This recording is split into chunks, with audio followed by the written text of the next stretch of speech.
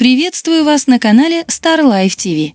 В этом видео я расскажу о символике и неприкрытом бесновании в финале детского Евровидения 2022. 11 декабря в столице Армении состоялся финал детского песенного конкурса Евровидение 2022.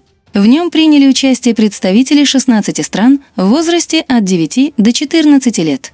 Казалось бы, концерт, на котором выступают дети, должен быть наполненным добротой, радостью и светом. По факту же, детское Евровидение этого года мало отличалось от основного конкурса, давно превратившегося в бал сатаны. Юные конкурсанты активно демонстрировали известную символику, а их номера местами напоминали настоящее беснование. Главным символом детского Евровидения 2022 стал волчок, украшенный национальными узорами. Он может давать отсылку к фильму «Начало», в котором похожий предмет использовался в качестве индикатора сна и реальности.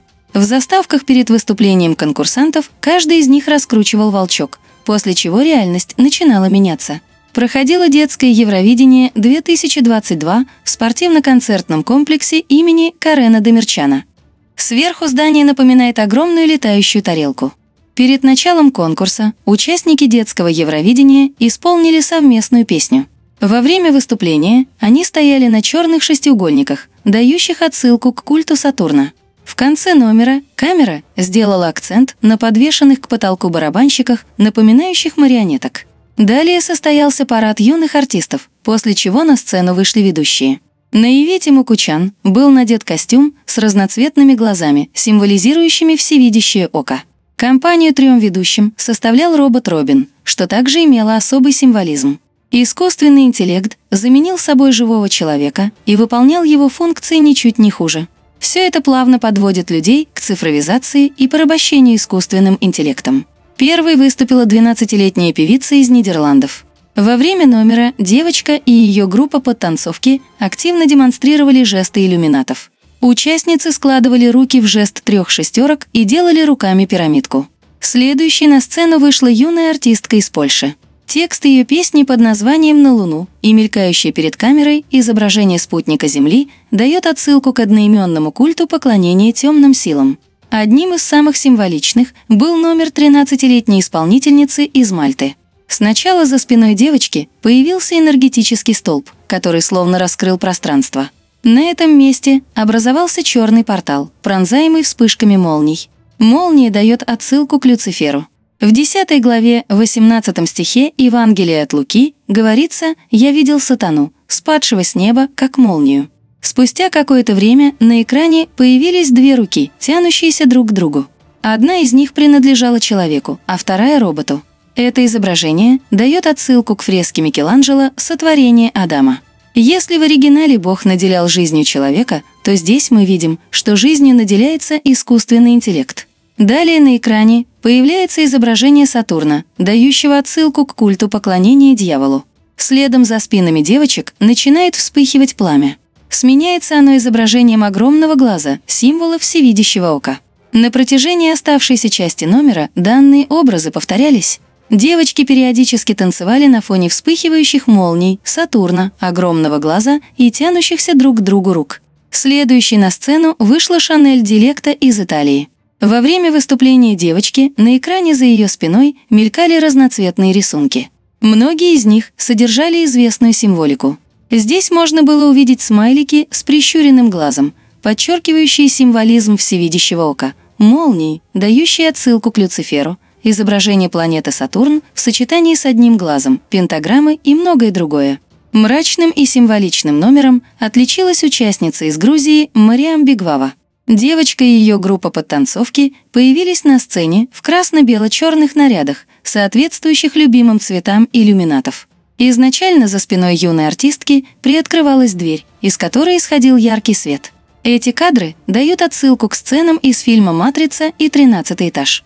Оба они связаны с выходом из виртуальной реальности и попаданием в так называемый первоисточник. После того, как Нео шагнул в свет, он очутился в комнате архитектора.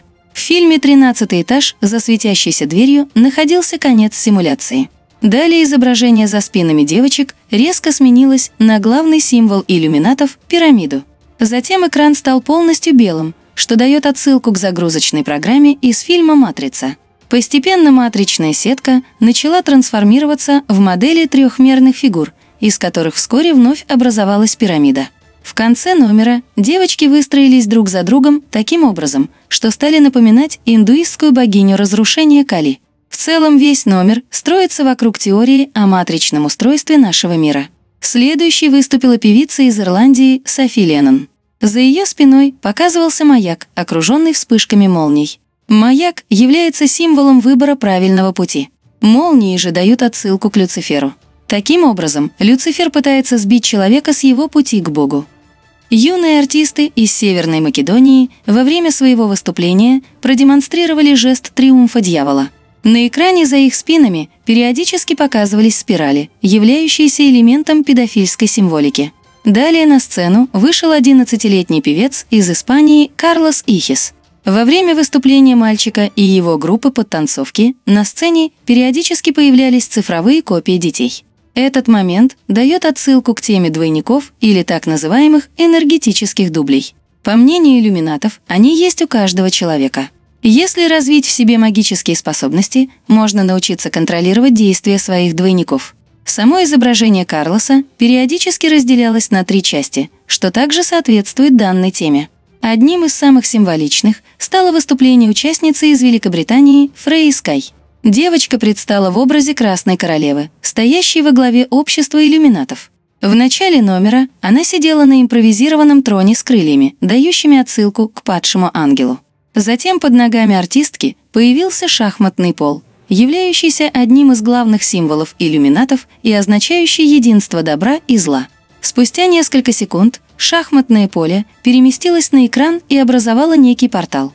Девочки в это время в процессе танца сделали руками огромную пирамиду, внутри которой оказалась Фрей Скай. Ближе к концу номера на экране появились люстры, символизирующие Люцифера. Они соединились в шестиконечную звезду Давида, внутри которой оказались девочки. В самом конце выступления Фрей уселась на трон, а за ее спиной появилось изображение огромной замочной скважины. Замочная скважина является символом доступа в другой мир, скрытый от человеческих глаз. Судя по цветовой гамме и контексту всего номера в целом, мир этот совсем не добрый. Под номером 13 выступал участник из Португалии, глядя на которого сложно сразу определить его пол. Весьма своеобразным был и голос конкурсанта. Он менялся от хриплого и грубого до тонкого и высокого. За спиной у мальчика периодически появлялись изображения крестов. Победителем детского Евровидения 2022 стал Лиссандро из Франции, номер которого не отличался особым символизмом. Сумма его баллов составила 203, что является одним из кодов системы. Если не принимать в расчет цифру 0, получаем число 23. Его называют кодом вызова сатаны, так как при делении 2 на 3 получаем 0,666 тысячных. Таким образом, детское Евровидение 2022 не осталось без внимания иллюминатов. В номера многих участников был заложен скрытый смысл, а на сцене то и дело присутствовала соответствующая символика. Представители известного культа не упустили шанса оказать воздействие на сознание зрителей через визуальные образы, даже несмотря на то, что мероприятие организовано для детей. Спасибо за просмотр. Подписывайтесь на канал, ставьте лайки.